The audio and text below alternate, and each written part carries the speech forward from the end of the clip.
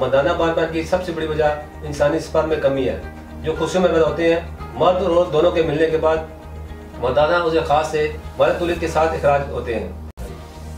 बिस्मिल्लाहिर्रहमानिर्रहीम। तासीर स्पर्मोजेन combined sperm growth therapy. क्या आपके मादा तौलीद में स्पर्म की गैर मौजूदगी है?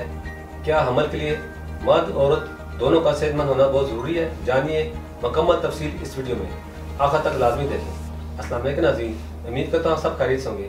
नाज़रीन, आज मैं जिस मौजू पर बात करूँगा वो बांझपन है, जिसकी वजह से बहुत से घर बच्चों की रौनक से महरूम है। नाज़रीन, बांझपन मर्दों और औरतों दोनों में पाया जाता है। सबसे पहले ये जानना ज़रूरी है कि बांझपन क्या है। बांझपन को आम अल्फाज में यूँ बयान किया जाता है, जब मियाँ बीवी 1 साल तक दुरुस्त हुकूक ज़ौजियत अदा करने के बावजूद औलाद पैदा न कर पा रहे हों तो इसे बांझपन कहते हैं। शादीशुदा जोड़ों में शादी के पहले साल उसूली हमल का इम्कान 80% होता है, जबकि शादी के दूसरे साल इसी इब्तदाई 100% में हमल की कामयाबी का इम्कान 10% रह जाता है। बांझपन की 2 किस्म है, प्राइमरी इनफर्टिलिटी और सेकेंडरी इनफर्टिलिटी। प्राइमरी इनफर्टिलिटी में वो शादीशुदा जोड़े आते हैं जो अभी तक औलाद जैसी नेमत से महरूम हो, यानी जिनके यहाँ हमल करार ना पाया हो और कोई औलाद ना हुई हो। सेकेंडरी इनफर्टिलिटी, इस किस्म में वो शादीशुदा जोड़े आते हैं जिनके यहाँ एक औलाद हो लेकिन वो मजीद औलाद पैदा ना कर पा रहे।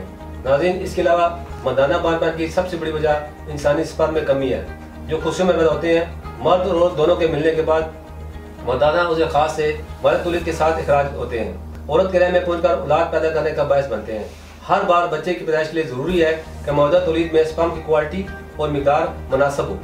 नाज़रीन, स्पर्म की बीमारी की 3 इकसाम है, ओलिगोस्पर्मिया, नेक्रोस्पर्मिया, एज़ोस्पर्मिया। ओलिगोस्पर्मिया मर्दाना बालपन की एक वजह मादा तौलीद में स्पर्म की तादाद का कम होना है। मादा तौलीद में स्पर्म की मुनासिब तादाद 200 मिलियन से 600 मिलियन है। 50 मिलियन एक्टिव स्पर्म हो या 50 मिलियन एक्टिव से कम हो तो वो औलाद पैदा नहीं कर सकता। अगर किसी पास 200 मिलियन हो और 75% एक्टिव हो तो ये 150 मिलियन बनते हैं। इसी तरह अगर किसी पास 200 मिलियन हो और 70% एक्टिव हो तो 140 मिलियन बनते हैं। इसी तरह अगर किसी पास 200 मिलियन हो और 60% एक्टिव हो तो ये 120 मिलियन बनते हैं। अगर स्पर्म की मुनासिब तादाद 120 मिलियन से कम हो तो ओलिगोस्पर्मिया कहलाएगा। नाज़रीन, 1 मिनट में 50,000 स्पर्म पैदा होते हैं, 1 दिन में 72 मिलियन, और ये स्पर्म 84 डेज में मैच्योर होते हैं। नाज़रीन, इसके बाद दूसरे नंबर पर नेक्रोस्पर्मिया।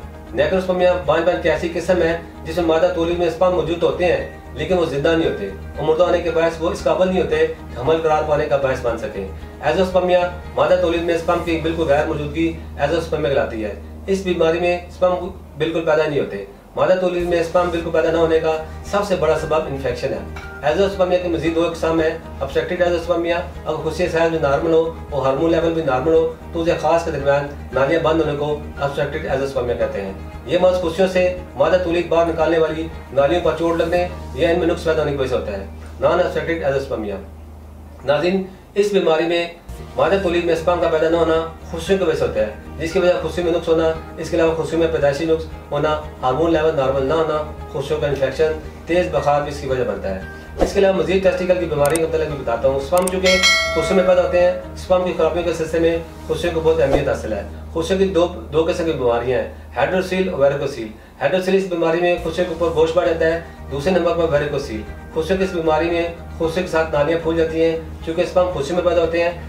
हाइड्रोसील और वेरिकोसील की बीमारी में स्पर्म प्रोड्यूस करने में हाइल है, जो कि मर्दाना बालपन का बायस बनते हैं। नाज़रीन, तासीर तोहाना रजिस्टर्ड एंड तासीर फार्मा प्राइवेट लिमिटेड के माहिरीन ने साल रिसर्च के बाद इन तमाम बातों को मद्देनजर रखते हुए मुख्तलिफ मरकबात और जड़ी बूटी के वजह से एक नुस्खा तरतीब दिया है, जिसका नाम तासीर स्पर्मोजेन कंबाइंड स्पर्म ग्रोथ कोर्स रखा गया है।